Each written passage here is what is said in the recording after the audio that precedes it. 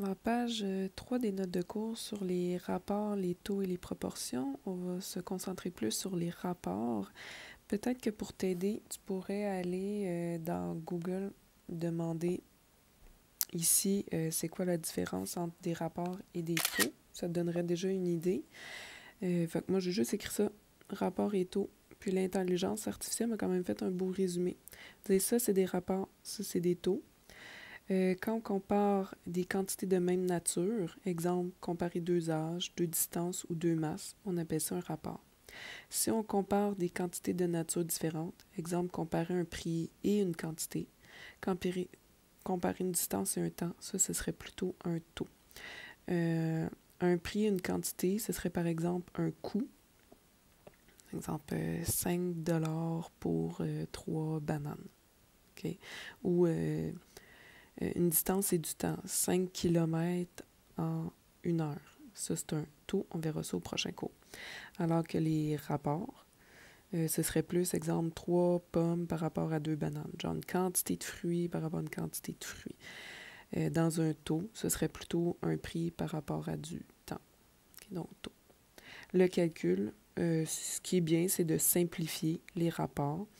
Donc, si on a par exemple 36 pommes pour 12 bananes, le rapport réduit ou simplifié, ce serait du 3 pour 1.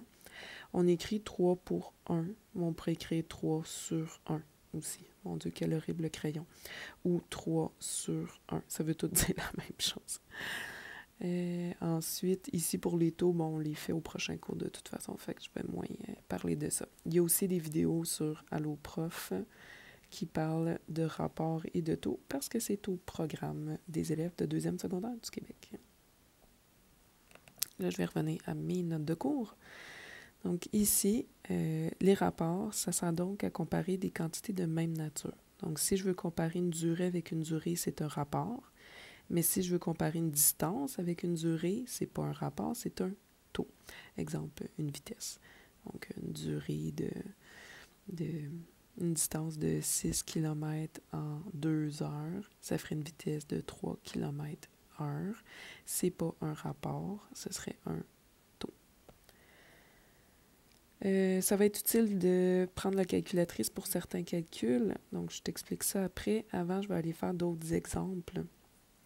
Donc, ici, on dit qu'on peut utiliser la calculatrice pour vérifier que la fraction est bien réduite. Il y a une touche de calculatrice ici. Mais c'est ça, je vais commencer par les exemples. Donc, les exemples. Je voulais comparer deux durées. Exemple, deux personnes qui retiennent leur souffle. Denis, il a retenu son souffle pendant 120 secondes. Julie, elle a retenu pendant 4,5 minutes.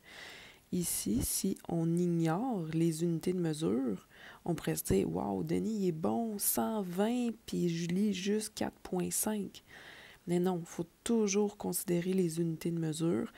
Dans le fond, Denis, si je mets son temps en minutes, il a juste fait 2 minutes pour retenir son souffle, alors que Julie, elle a retenu un petit peu plus que le double de son temps. Denis est un petit peu meilleur que 2 fois Denis. Okay? Fait que c'est important de mettre les mêmes unités de mesure dans les rapports. Donc, je vais transformer, ça peut être en minutes, mais on peut le faire en secondes.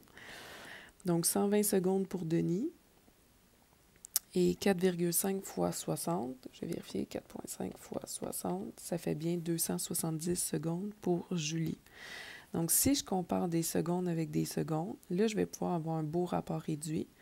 Donc, 120 sur 270, si on le fait à la calculatrice ou mentalement, okay, je divise par 3, ça va me donner du 4 pour 9. La réponse aurait pu être écrite comme ça, 4 sur 9 ou 4 barre oblique 9. Cette écriture-là et cette écriture-là, c'est toute la même chose. Okay? Ce que ça veut dire, 4 pour 9, ça veut dire que si elle retient son souffle pendant 4 secondes, lui devrait retenir son souffle pendant... Elle devrait retenir son souffle pendant plus longtemps, donc 9 secondes. Si, par exemple, Denis retient 8 secondes, elle devrait le retenir pendant 18 secondes. Donc, elle est toujours un petit peu meilleure du double, un peu plus que le double. Un autre exemple avec une comparaison de deux masses. Exemple, on s'en va dans des restos. Le morceau de gâteau au resto A, c'est 500 grammes, alors que dans le resto B, c'est 500 décagrammes. Si on ignore les unités de mesure, on a l'air d'avoir 2 fois un gâteau qui a la même masse. Mais c'est pas vrai.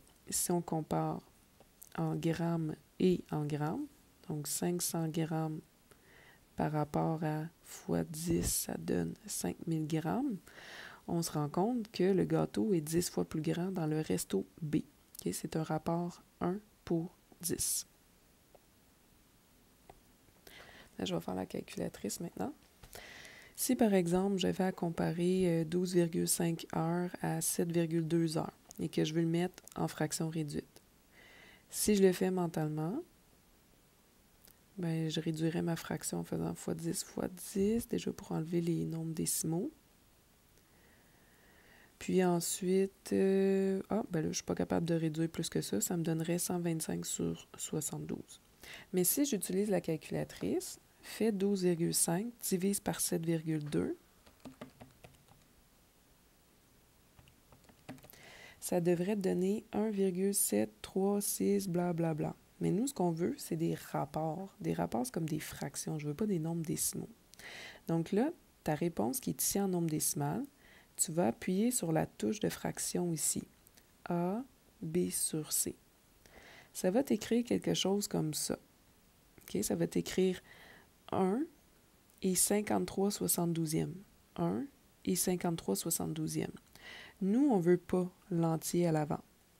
Fait que tu ne veux pas vraiment avoir l'entier avec la petite fraction. Toi, tu veux avoir l'écriture d'une fraction simple. Un numérateur, un dénominateur. Donc, la touche de ta calculatrice, celle que tu veux, c'est pas vraiment celle-là, finalement, que tu veux. C'est celle-là. C'est la deuxième fonction de ta calculatrice. Donc, tu vas appuyer sur deuxième fonction fraction. Et là, ça devrait t'écrire 125 sur 72. OK? On travaillera ça ensemble. Puis je vais faire une petite vidéo à part juste pour ça. Pour le dernier exemple, je voulais faire le rapport des âges de Juliette et Charlotte. Donc, Juliette, c'est un petit bébé, elle a juste 6 mois.